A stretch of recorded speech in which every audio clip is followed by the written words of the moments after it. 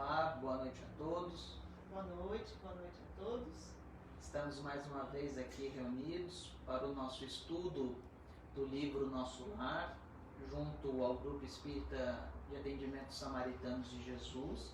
Hoje nós vamos para o segundo dia de estudo, para a segunda semana de estudo, e hoje nós abordaremos a mensagem de André Luiz, é logo depois do prefácio. Então, se você tiver com o seu livro aí, Nosso Lar, abra lá logo no início, na mensagem de André Luiz. É sobre esse trecho que nós abordaremos essa noite. E se o tempo nos permitir, nós ingressaremos já no capítulo 1 do livro. Então, a gente sempre faz essa pequena introdução para que todos consigam se aconchegar, se conectar aí certinho, pegar o livro, para a gente se preparar para a nossa prece. Então, vamos fazer nossa prece? Você faz, Kátia? Então, mais uma vez, vamos pensar em Jesus, em nossos amigos espirituais e pedir que eles nos acompanhem, que eles nos auxiliem no estudo da noite e pedir também que eles possam abençoar a todos, guiar os nossos passos, para que possamos bem aplicar tudo o que vamos aprender hoje. Muito obrigada, Jesus, que assim seja. Hoje, mais uma vez, estamos aqui com as vozes do além presentes. Por favor, digam boa noite. Boa noite. Olá, boa noite. E vamos dar início aos nossos estudos, sempre lembrando a todos, que a nossa proposta realmente é de um grupo de estudo. Então não seria simplesmente um diálogo ou um monólogo, uma vez que eu falo bastante, às vezes nem dou oportunidade para a Kátia falar, mas é uma interação. Então vocês aí em casa que estão acompanhando, fiquem à vontade para debater conosco, para trazer uma impressão, sugerir alguma coisa, algum pensamento, trazer alguma intuição, ou até mesmo perguntar alguma coisa. Se a gente não souber, a gente vai pesquisar, a gente vai procurar saber, para a gente tentar se aprofundar, tentar esmiuçar ao máximo essas lições importantes que André Luiz nos traz. E lendo em casa, Kátia, esse... Então, mensagem de André Luiz. A vida não cessa. Pronto. Já dá para gente ficar umas 3 semanas só falando disso. Vida... Peraí, vamos conversar um pouquinho sobre essa passagem. Eu fiquei muito afoito quando eu vi Então, vai dizer, dê asas à sua... Dê asas à imaginação, Explique. Porque eu já li esse livro, Kátia, confesso, já faz um tempo, e às vezes numa primeira leitura, um pouco afoita, um pouco até muito séria e rápida, a gente não... Quando eu li aqui A Vida Não Cessa, eu já comecei a refletir, poxa vida, a primeira coisa que o André Luiz nos disse diante desse livro dele é a vida não cessa. Olha o primeiro impacto dele conosco, a primeira mensagem dele, ele falando que a vida não acaba. E quando a gente fala em começar o livro Nosso Lar, todo mundo que já leu, sempre traz primeiro aquela fase que ele descreve em umbral, A primeira impressão que fica é aquela impressão negativa dele descrevendo toda essa parte ruim. E a gente sempre passa desapercebido tanto pela introdução quanto pela mensagem que ele traz. Do prefácio do Emmanuel, Mas analisando, Kátia, a profundidade filosófica, eu diria, dessa passagem de André Luiz. Porque estudando junto a esse livro, a gente está estudando um outro livro, é A Pluralidade das Existências da Alma. A gente já até falou desse livro aqui, e é interessante porque esse livro fala basicamente da imortalidade da alma e das várias existências. E nesse livro traz inúmeros, mas inúmeros filósofos que eles ficam se digladiando. Só passar o autor do... É o André Pesani. É muito bom esse livro. E ele é contemporâneo de Kardec, né? Contemporâneo Esse de livro Kardec, ele foi até um consultor de Kardec, André Pesani. É interessante isso, o André Pesani foi um consultor de Kardec. Kardec tinha, diante de algumas situações, ele até consultava o André Pesani. E olha, já digo de antemão, não foi fácil achar esse livro, hein? Foi, nossa, vocês não fazem ideia, não acha por aí. Então, se alguém quiser, depois que eu ler, eu empresto, mas só depois que eu terminar de ler, porque esse livro tem muita coisa importante. Então, gente, o André Pesani, ele aborda nesse livro que inúmeros, mas inúmeros filósofos discutiam sobre a imortalidade da alma. Mas não são um ou dois, são vários. Então aqui, e é até interessante que ele fala assim, pergunta-se se a alma... Vocês me desculpem a anotação, viu? É que trabalhando na correria não deu para passar bonitinho, acabei anotando um rascunho aqui. Pergunta-se se a alma é imortal. Em verdade, perguntar-se se a alma é imortal, em verdade é uma tolice. É uma pura tolice. Olha só que interessante. O André Pesani fala, olha, se você perguntar se a alma é imortal, é uma tolice. Perguntar se a alma é imortal ou não. E pois quando vistes alguma coisa na natureza morrer. Olha só, ele fala que tudo na natureza não morre. A própria matéria, ela se dissolve, ela se transforma para servir de vida para outros seres materiais.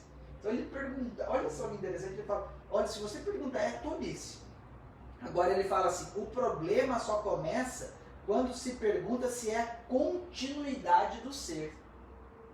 Olha que bacana. Um estágio mais profundo mais de reflexão. profundo de reflexão. Se o ser continua com a sua individualidade, continuidade do ser, do pensamento da pessoa. E aí está a questão e não alhures. Então aqui ele fala, se é imortal ou não, não é necessariamente isso a discussão. A discussão é se o ser mantém a sua individualidade. E aí os filósofos, eles ficam brigando, discutindo desde os primórdios da filosofia antiga. Isso não está dentro do espiritismo, está dentro da filosofia. Da filosofia mesmo. Então, é interessante que às vezes a gente valoriza muito os filósofos da antiguidade, que eles tinham uma ideia intuitiva, uma ideia parcial do que a doutrina espírita traz hoje de forma esmiuçada. E a gente mais fácil de entender. Bem mais fácil de entender, e a gente acha que falar de espiritismo é algo somente religioso, ou algo de fanatismo. E a gente fica valorizando filósofos antigos que tinham uma ideia superficial do que o espiritismo traz de forma minuciosa. Então é interessante que aqui ele traz uma série de filósofos que tem essa ideia da imortalidade. Por exemplo, ele cita aqui Spinoza. A alma, olha o que Spinoza diz, a alma humana não pode perecer inteiramente, que alguma coisa permanece nela, alguma coisa de eterno. Olha o que o Spinoza diz. Balk, não sei soletrar, Balk Spinoza.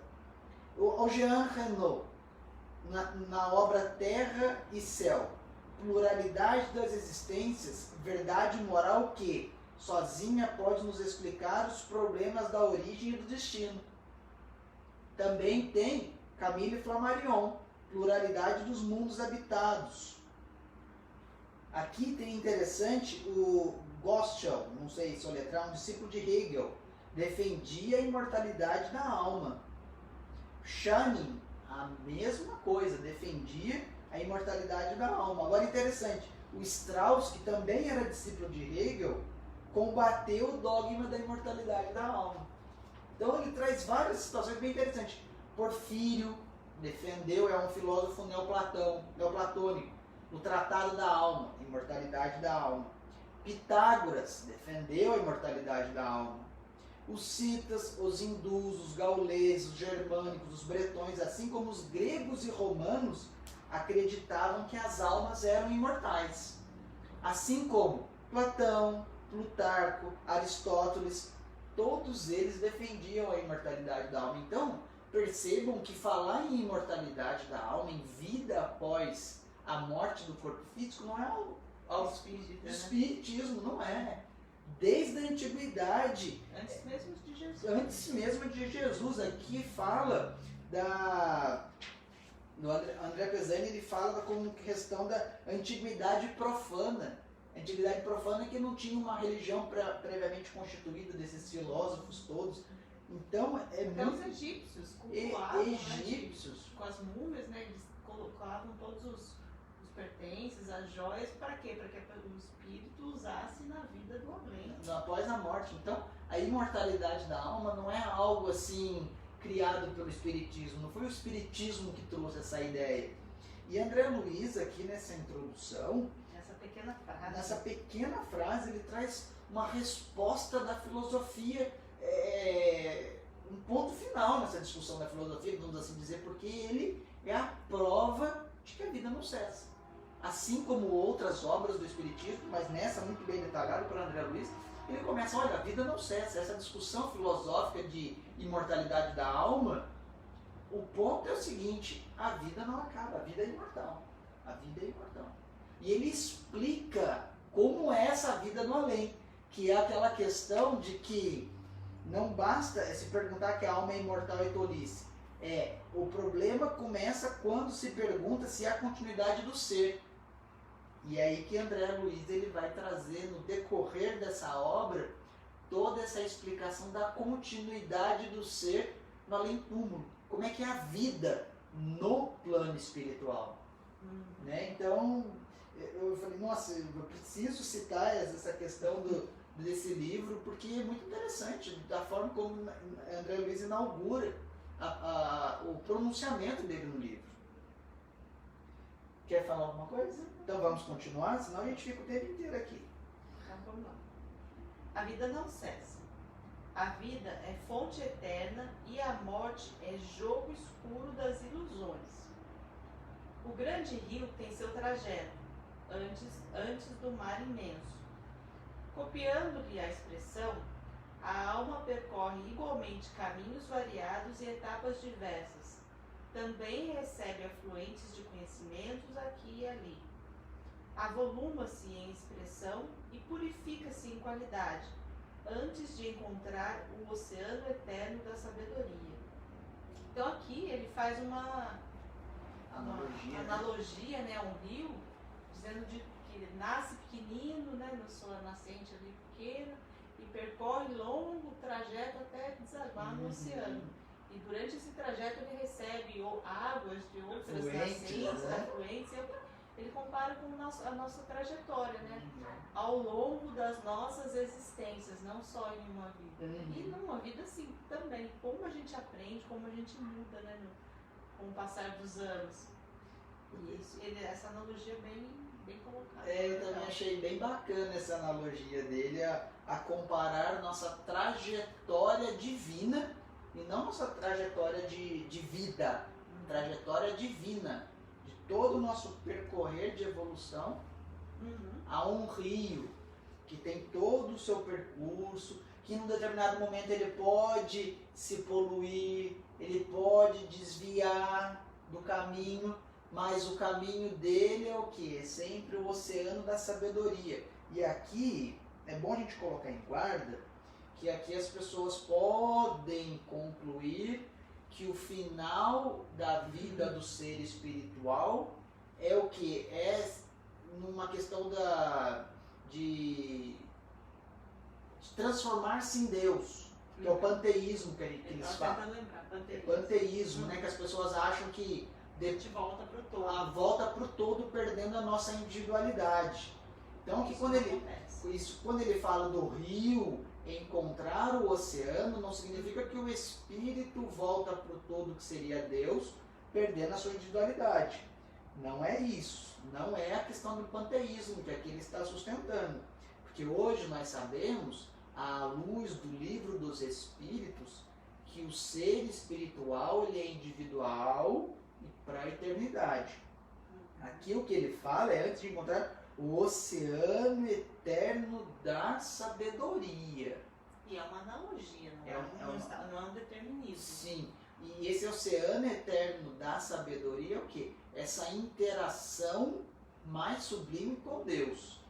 São o que os espíritos crísticos eles têm em relação a Deus, né?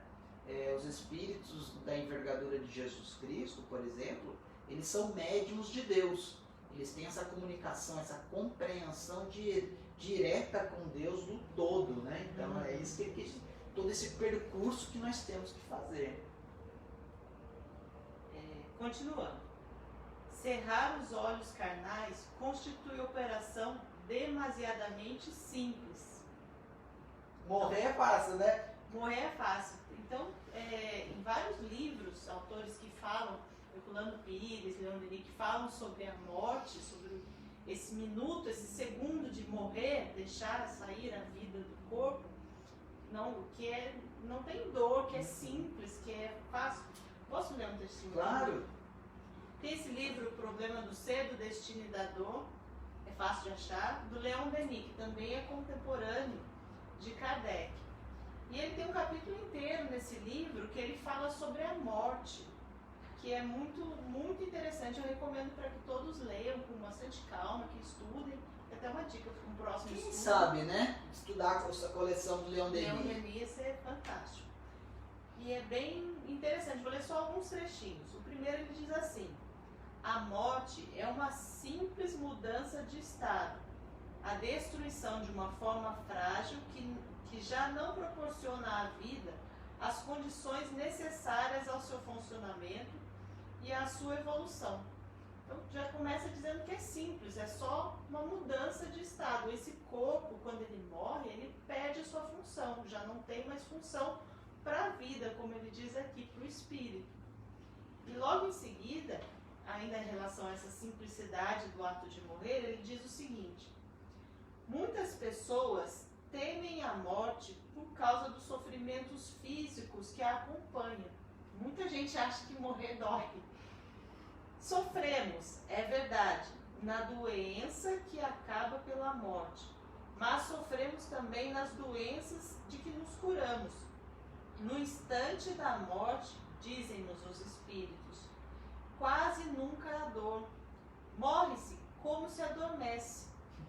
Esta opinião é conformada por todos aqueles a quem a profissão e o dever chamam frequentes vezes para a cabeceira dos moribundos, para as pessoas que prestam a assistência.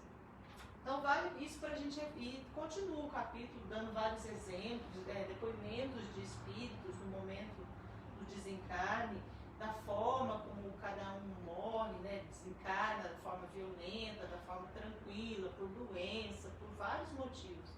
Mas falando que quase sempre, né, em regra geral, esse momento, esse segundo que o espírito se desprende do corpo, que não há mais, que cessa a vida, não tem dor. Então, a gente, se tem medo de morrer pela dor física, a gente pode já considerar não sofrer por antecedência, por medo de morrer. A gente tem medo de morrer, desse medo. Achar que desencarnar, esse desenlace dói, né? E no próprio livro Céu e Inferno, lá tem depoimentos de espíritos falando desse exato momento. E é muito comum o espírito narrar que ele sente um torpor, como se ele tivesse um estado de letárgico, uma sonolência, como se tivesse sedado. Você já passou por uma cirurgia? Alguém já foi sedado antes de uma cirurgia? Anestesia, alguma coisa? É mais ou menos esse, um torpor, você acha que você está sonhando, você não... Esse é o momento da morte. Esse é o momento em que faz o desenlace. Então esse momento, propriamente dito, você não sente, não tem dor.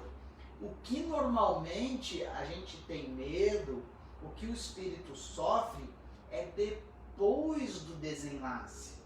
E é o que o André Luiz vai narrar no capítulo 1º. Então por isso que é importante a gente acompanhar o estudo semana após semana, porque ele vai falar o que é essa dor da morte.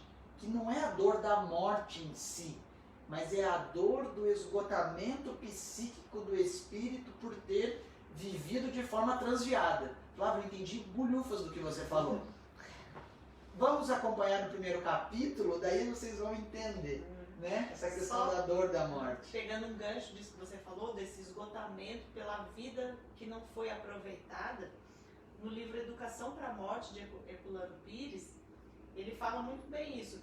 Educação para a morte, a gente tem que fazer curso para saber Para morrer, né? E por incrível que pareça, né, contraditório, educação para a morte, ele fala sobre como viver, como deve ser a nossa conduta Quando encarnados, para no momento da morte a gente morrer bem, a gente fazer um desencarne tranquilo.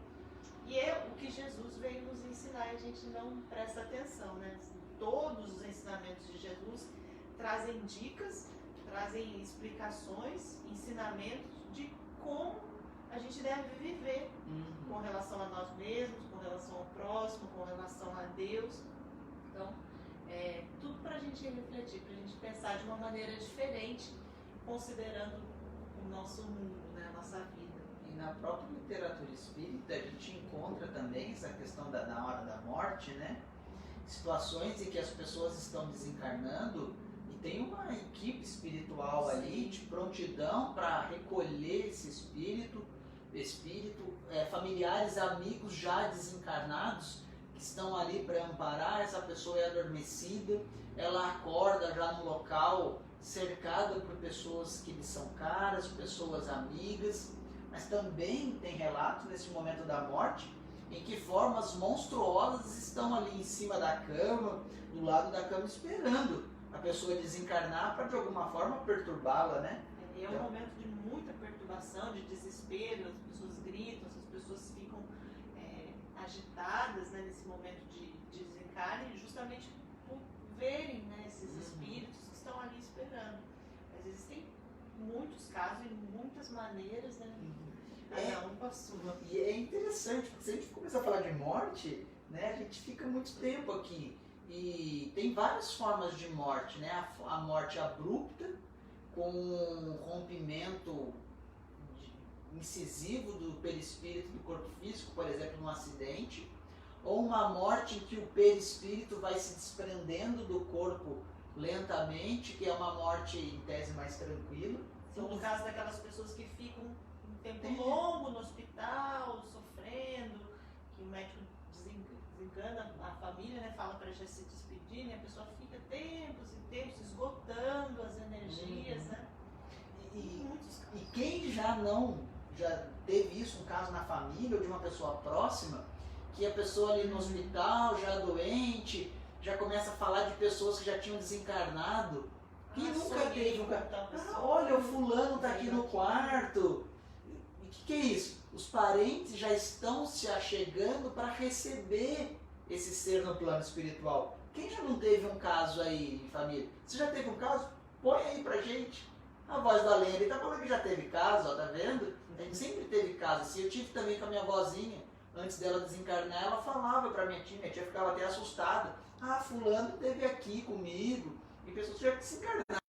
A gente pensa, né, puxa, tá tão debilitado, que já tá tendo alucinação, tá delirando, devaneios, e não é. Não, tá recebendo visitas. A gente não visita uma pessoa enferma, do mesmo jeito, os moradores do plano espiritual também visitam. Falam, olha, fulano, já você tá aqui com a gente tá aqui te esperando. Vamos, larga esse corpo velho aí, vem pra cá. A gente fica insistindo em continuar vivo, no né? corpo, vai embora logo. É sim, gente, a gente tem uma ideia assim, muito pequena da morte, né? Correta, né? Porque... Não que eu não tenha medo, viu, gente? Não que eu queira sair daqui e desencarnar, não quero não, viu? Muita pegada aí. Porque a nossa verdadeira vida é a espiritual. Aqui é pequeno, 100 anos, 70 anos, 80 anos é nada. Em face à eternidade. Se nós, voltando lá para os filósofos, que a vida não cessa, a vida é imortal, o espírito é imortal. O que são 100 anos perante a eternidade, todo esse tempo? Então, é um sopro. É o que ele fala, aqui deu logo depois. Vamos continuar? Permutar a roupagem física não decide o problema fundamental da iluminação. Como a troca de vestidos, nada tem que ver com as soluções profundas do destino e do ser. Simplesmente morrer não transforma ninguém, ele está querendo dizer, né? O ato de morrer, ninguém vira anjo com asinha não, viu, gente? Isso daí não transforma ninguém. Oi, pode falar. Temos um comentário. Ah, opa, temos aqui. Temos Vamos um lá. comentário da Rosana Franco que diz o seguinte: a nossa individualidade até o momento da morte, cada um tem a sua. Então cada um, Aham. ali na hora do desencarne, vai ter os parentes ou os espíritos que têm mais afinidade, né? É, exato. Verdade. É isso aí, Rosana. Tá correto o raciocínio. Isso mesmo.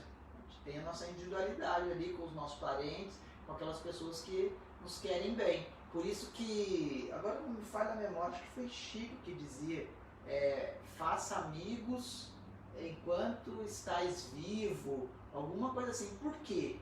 Porque essas pessoas, elas vão nos amparar no momento de dificuldade, até mesmo no momento do desencarne, com as suas preces, com as suas visitas, tanto física quanto desencarnados, quanto espirituais. É bem E interessante. só complementando o comentário da Rosana, essa questão da individualidade, uma coisa que a gente parou para pensar faz pouco tempo. Até os espíritos superiores, a gente imagina todos os espíritos superiores iguais a Jesus num nível elevado, mas mesmo assim, cada um é único. Jesus só tem um. E os outros espíritos superiores, cada um é único. E vai continuar único sempre, desde Graças a quando a gente Deus. foi Hein? criada até a nossa angelitude, seremos únicos. Imaginem 2 Flávios no universo. Não Senhor. seria coisa boa não. Então, graças a Deus, cada um é um. Que bom, né? Que Deus Pois é é. perfeito. É aí que A tá a sabedoria perfeição. de vida. Aí que tá a perfeição de Deus, não é mesmo? Vai, vamos lá. Ó, Então, ó, vamos simplesmente morrer não transforma ninguém em espírito superior e ninguém vai que nem um foguetinho para os braços de Deus, não, viu, gente? A gente tem que parar com esse dogma, com essas coisas que a gente traz. Não acontece nada disso. Vamos continuar. Ó, caminhos das almas. Misteriosos caminhos do coração. É mistério percorrer-vos antes de tentar a suprema equação da vida eterna. É indispensável viver o vosso drama, conhecer-vos detalhe a detalhe, no longo processo de aperfeiçoamento espiritual. Aqui a gente volta na analogia do rio, né? Então as nossas existências, né, todas elas, cada uma tem o seu valor, cada uma tem o seu aprendizado, cada uma tem suas dificuldades, cada uma tem as suas conquistas, e é necessário que a gente passe por isso. Cabe a nós, a cada um, né, conforme as suas escolhas, as suas condutas, abreviar, sofrer menos, mas que temos que passar por isso, temos, não tem escapatória. Tá difícil para você aí que está nos assistindo? Tá complicado? Não fique triste não, porque também tá difícil pra gente. Mas olha o que o André Luiz fala. É indispensável viver o vosso drama. É indispensável viver as nossas dificuldades. Conhecendo-vos detalhe a detalhe. Olha só. Então, se nós estamos passando por um período difícil, de dificuldade, de alguma coisa, não se preocupe. É assim mesmo. Esse é o caminho que nós temos que percorrer para quê? Para chegar à perfeição. E essa questão da individualidade volta aqui, porque cada um tem o seu caminho, e agora, principalmente nesse momento difícil que a gente está vivendo de pandemia, é uma oportunidade excelente da gente se conhecer, né? A Patrícia já falou em uma das lives que ela fez, a Fernanda, todos nós. São oportunidades que nós temos é um tempo que a gente tem só nosso de nos conhecermos, de fazer uma autoanálise, porque isso ajuda a encarar de maneira diferente as dificuldades que nós passamos. É mais uma, como dizem, hashtag fica a dica, né? Mais uma oportunidade que a gente tem. Vamos lá. Seria extremamente infantil a crença de que o simples baixar do pano resolvesse transcendentes questões do infinito. É o que é um complemento do parágrafo anterior, né? Então não basta uma existência, a gente viveu aqui, quem foi bom foi, quem não foi, e pronto, acabou. Não é isso, nós somos espíritos que já somos antigos, nós temos muita coisa para resolver ainda, para melhorar, para evoluir. Esse trecho, Cátia, o próximo, eu acho formidável. Eu acho o máximo esse trecho do André Luiz. Então vamos, só tem 10 minutos. Vamos lá. Prestem atenção. Uma existência é um ato, um corpo, uma veste, um século, um dia, um serviço, uma experiência, um triunfo, uma aquisição, uma morte, um sopro renovador. Quantas existências, quantos corpos, quantos séculos, quantos serviços, quantos triunfos, quantas mortes necessitamos ainda? E o letrado em filosofia religiosa fala de deliberações finais e posições definitivas. Essa questão aqui é das pessoas que sustentam uma única existência e um futuro definitivo, ou céu ou inferno. Ele está combatendo isso, ele está falando. E ainda tem pessoas letradas, ainda tem filósofos, estudiosos que defendem isso. Quantas e quantas vidas nós teremos? Quantas?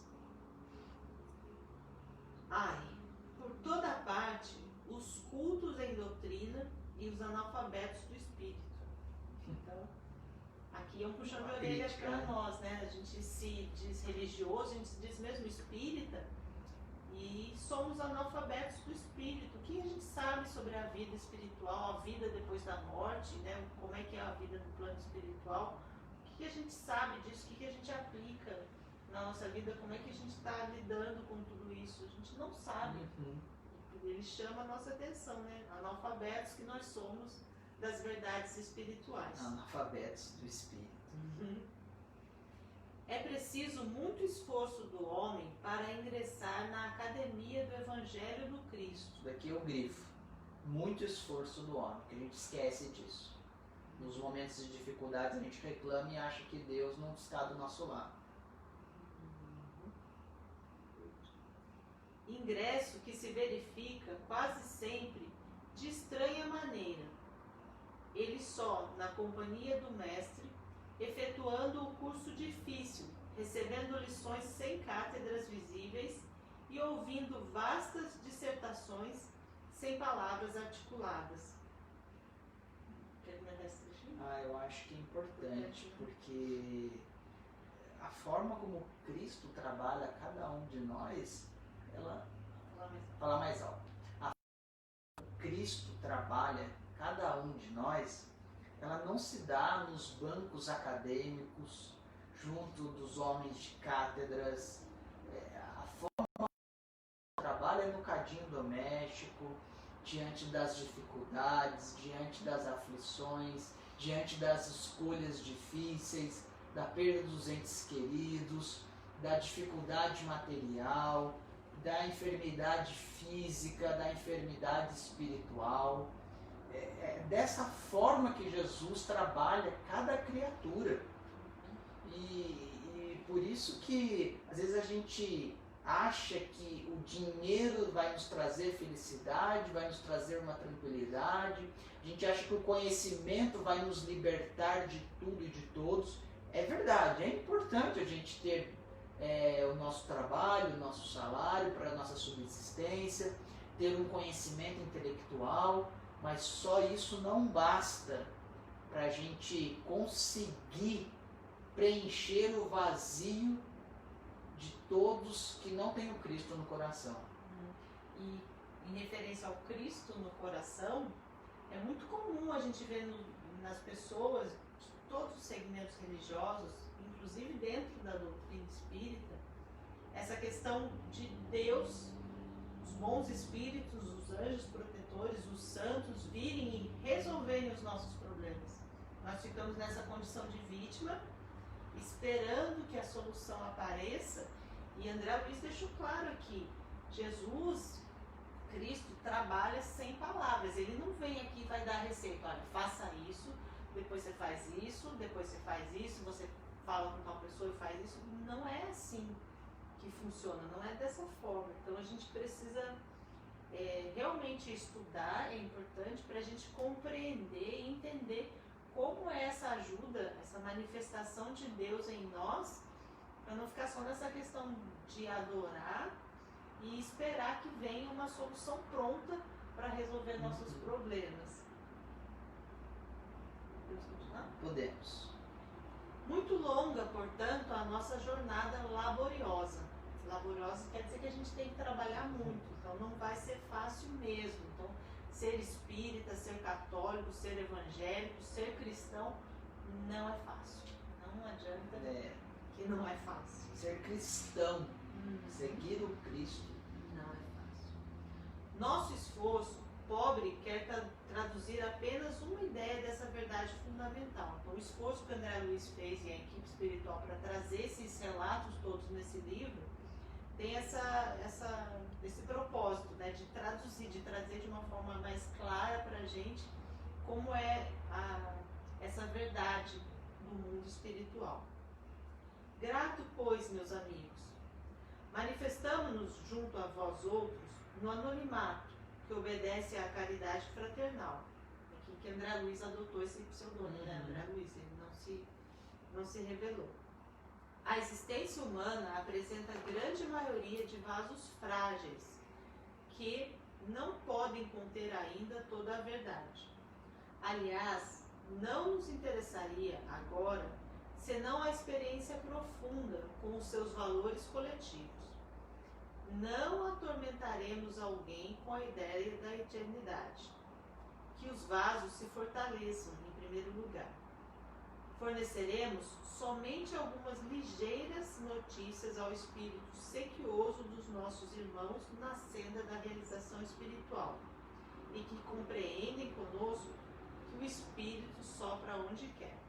Aqui eu gostaria de fazer só algumas observações, que André Luiz ele fala assim, olha, a gente não vai querer trazer um tratado de como funciona nos planos mais elevados, da vida eterna. Não, ele vai trazer coisas do cotidiano do espírito, coisas do dia a dia, de como é a vivência, o que se faz, o que não se faz. E outro ponto aqui interessante é que ele traz um trechinho utilizado pelo próprio Cristo, que ele fala assim, o espírito sopra onde quer.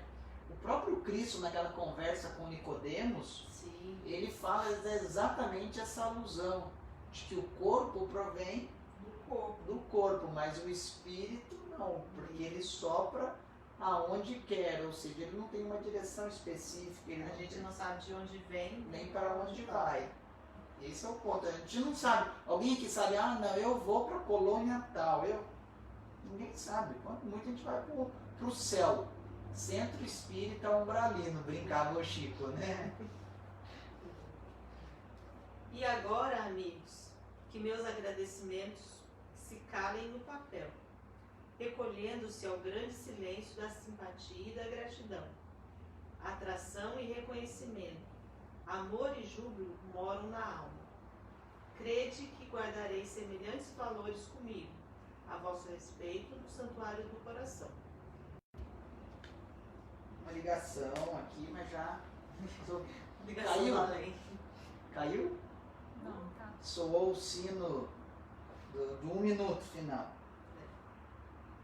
Então, André Luiz agradece, ele explica, né, que é o objetivo mesmo da obra é trazer esse relato, não é trazer nenhum tratado filosófico, espiritual, não é convencer ninguém, fazer prosélitos, converter as pessoas ao espiritismo, mas simplesmente trazer esse relato de como é a vida no plano espiritual, e é o que nós vamos começar a partir da próxima semana, né? É interessante esse finalzinho aqui dele, que ele traz essa questão de simpatia, né? De afinidade, de carinho mesmo, de tratar como amigo, né? Não ter essa distância entre autor e leitor.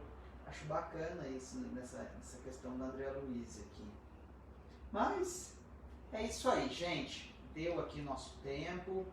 Bacana que a gente conseguiu encerrar nossa introdução aqui. Eu acho que a gente conseguiu conversar um pouquinho, não de uma forma muito profunda, mas eu acho que deu para a gente traçar algumas diretrizes. E apertem os cintos. Apertem os cintos que nós vamos decolar rumo ao plano espiritual a partir da próxima semana. E contamos com... A voz da lei falou que o avião vai cair nas esferas inferiores do umbral. É verdade, voz da lei. Nós vamos já começar para as esferas inferiores, para a gente entender um pouquinho das regiões, das zonas inferiores. Olha o primeiro capítulo. Então, aguardamos todos. Até a próxima semana, fiquem com Deus. Sexta-feira, não esqueça. Sexta-feira tem a live às 19h. Essa semana é com a Fernanda. Com a Fernanda. E fiquemos bem. Um beijão para todos. Boa noite. Fiquem com Deus.